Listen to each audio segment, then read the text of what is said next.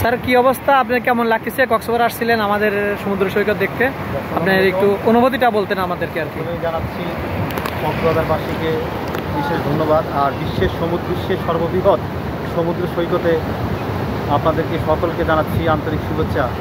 আসলে এই সমুদ্র সৈকতে আপনারা না আসলে বুঝতে পারবেন না যে প্রকৃতি মনোরম।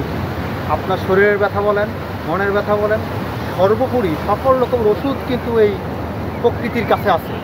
আপনারা তাই একা না থেকে যখন মন খারাপ থাকবে, সেই মন খারাপকে আপনারা সেই সময়টাতে যদি আপনার প্রকৃতির সাথে একটু সময় দেন, যদি সমুদ্র সৈকতে আপনারা 5টা মিনিটে এসে যদি একটু দেখেন সমুদ্রের গভীরতা, সমুদ্রের বিশালতা কী চাচ্ছে সে, তাহলে অবশ্যই আপনাদের মন ভালো হয়ে যাবে।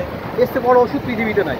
তো বাংলাদেশে এটা আল্লাহ তাআলার একটা নেয়ামত যে এত সুন্দর প্রাকৃতিক দৃশ্যগুলো বাংলাদেশে আছে। আমরা অনেকে দেশের বাইরে চলে যাই, বিভিন্ন দেশে যাই, আমাদের রাষ্ট্রের অপচয় হয়।